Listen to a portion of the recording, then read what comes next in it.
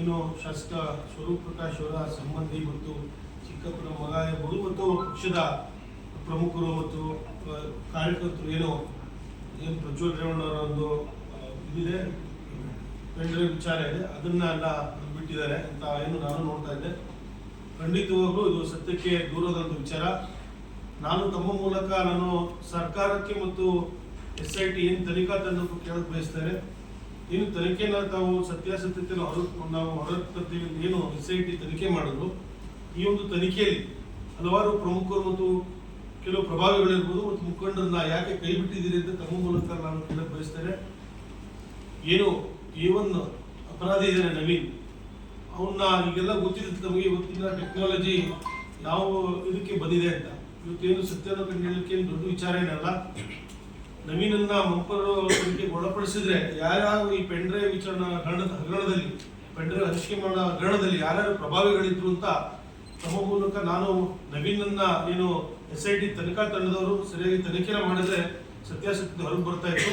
ಆದ್ರೆ ಎಲ್ಲೋ ಒಂದ್ ಕಡೆ ಈ ಸರ್ಕಾರ ಏನು ಒಂದು ಲೋಕಸಭಾ ಚುನಾವಣೆ ಗೆಲ್ಲಲಿಕ್ಕೆ ಯಾವ ರೀತಿ ವಾಮಮಾರ್ಗನ ಹಿಡಿದ್ರು ಅಂತ ತಮಗೆ ಗೊತ್ತಿದೆ. ಇವತ್ತು ಈ ಒಂದು ಇದರಲ್ಲಿ ಏನ್ FIR ಹಲವಾರು ಏನ್ ಪ್ರಭಾವಿಗಳೇನಿದ್ರು, ಅದು ಲೋಕಸಭಾ ಸದಸ್ಯರು ಒಳಗೊಂಡಂತ ಹಲವಾರು ಪ್ರಮುಖರಿದ್ರು, ಅವ್ರನ್ನೆಲ್ಲ ಕೈ ಬಿಟ್ಟು ಇವತ್ತು JDS ಪಕ್ಷದ ಕೆಲವು ಮುಖಂಡರಿರ್ಬೋದು ಎಲ್ಲ ನನ್ನ ಸಂಬಂಧಿ ಅಂತ ಹೇಳಿ ನನ್ನ ಸಂಬಂಧಿನೂ ಕೂಡ ಸೇರಿ ಕೆಲವು ನಮ್ಮ ಒಂದು ಪಕ್ಷದ ಕಾರ್ಯಕರ್ತರನ್ನ ಹೆಸರನ್ನ ತಂದು FIR ಮಾಡಿದಂಥದ್ದು ಬಹಳ ಒಂದು ನಮ್ಮ ಪಕ್ಷಕ್ಕೂ ಮತ್ತು ನನಗೂ ಕೂಡ. ಯಾಕೆಂದ್ರೆ ಸತ್ಯಾಸತ್ಯತೆ ಇದ್ರೆ ಅದು ನಾವು ಕೂಡ ಅದನ್ನ ಸ್ವಾಗತ ಅದರ ವಿಚಾರದಲ್ಲಿ ನಮಗೇನಿಲ್ಲ. ಆದ್ರೆ ಕೆಲವೊಂದ್ ಕಡೆ ಈ ಒಂದು ಏನು ಪೆಂಡ್ರೈವ್ ಒಂದು ವಿಚಾರದಲ್ಲಿ ಏನ್ ತನಿಖೆ ನಡೀತಿತ್ತು ಅದನ್ನ ಒಂದು ಏನು ಒಂದು ದಿಕ್ತಪ್ಸ್ಲಿಕ್ಕೆ ಇಂಥ ಒಂದು ಏನು ಪಕ್ಷದ ನಮ್ಮ JDS ಪಕ್ಷದವರೇ ಪೆಂಡ್ರೈವ್ ಮತ್ತು ವಿಡಿಯೋನ ಹಂಚಿಕೆ ಮಾಡಿದ್ದು ಏನು ಒಂದು ಅರಿಬಿಟ್ಟಿಯರೇನೋ ಅದನ್ನ ನಾವು ಕೂಡ ಎಲ್ಲರೂ ಕೂಡ ಖಂಡಿಸ್ತೇವೆ.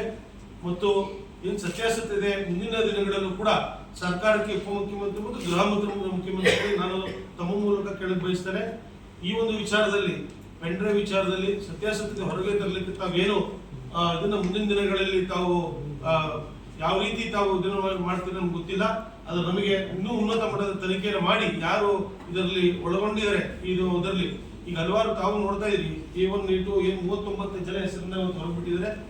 ಇನ್ನೂ ಹಲವಾರು ಇದನ್ನ ಹಿಂದೆ ಪೆಂಡ್ರೈವ್ ವಿಚಾರದಲ್ಲಿ ಇದ್ದಾರೆ, ಅವ್ರನ್ನೆಲ್ಲ ಇವತ್ತು ಕೈ ತಪ್ಪಿಸಿದ್ದಾರೆ. ಹಾಗಾಗಿ ಮುಂದೆ ನಾವು ದೊಡ್ಡ ಮಟ್ಟಿಗೆ ಹೋರಾಟವನ್ನು ಕೂಡ ಮಾಡ್ತೇವೆ. ನಾವು ಸರ್ಕಾರಕ್ಕೂ ಕೂಡ ಆಗ್ರಹನ ಮಾಡ್ತಾ ಇದ್ದೇವೆ. ಮುಂದೆ ದೊಡ್ಡ ಮಟ್ಟದ ತನಿಖೆನೂ ಆಗ್ಬೇಕು ಅಂತ ನಾನು ತಮ್ಮ ಮೂಲಕ ಸರ್ಕಾರಕ್ಕೂ ಕೂಡ ಆಗ್ರಹ ಮಾಡ್ತಾ ನಾನು